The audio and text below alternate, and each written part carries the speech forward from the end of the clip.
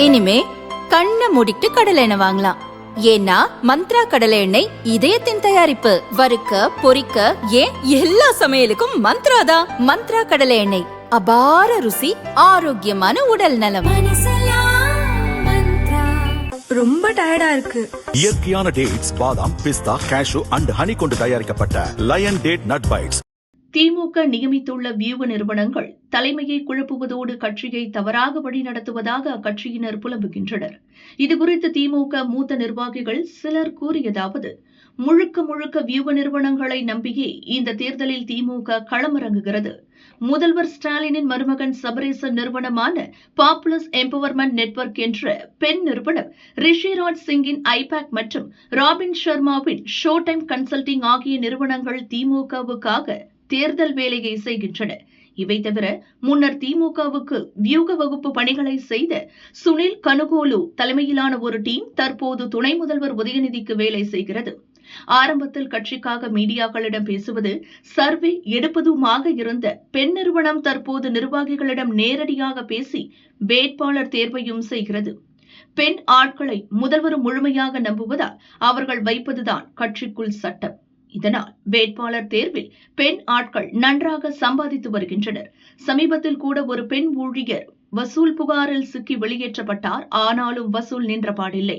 இந்நிலையில் ஓரணியில் தமிழ்நாடு கட்சி உறுப்பினர் சேர்க்கை, எண் ஓட்டுச்சாவடி, வெற்றிச்சாவடி போன்ற திட்டங்களை மேற்கொள்ளும் ஐபேக் நிறுவனம் கட்சிக்காரர்களிடம் நேரடியாக பேசி வேட்பாளர் பட்டியலையும் தயார் செய்திருக்கிறது.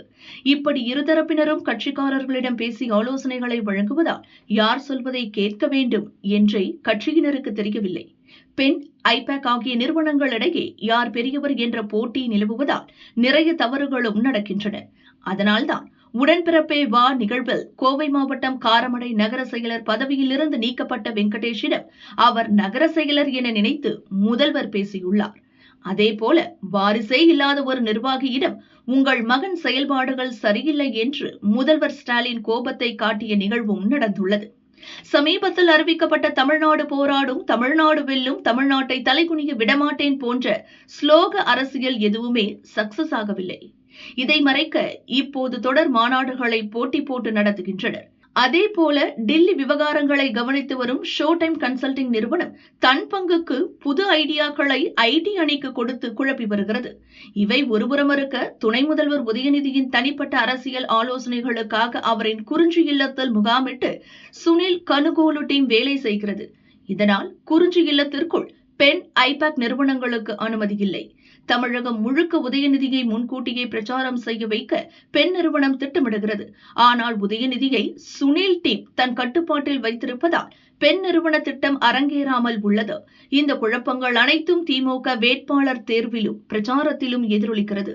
தேர்தல் வரை இப்படியே குழப்பம் நீடித்தால் கட்சிக்கு அது இழப்பாகவே இருக்கும் என்று திமுக நிர்வாகிகள் கூறுகின்றனர்.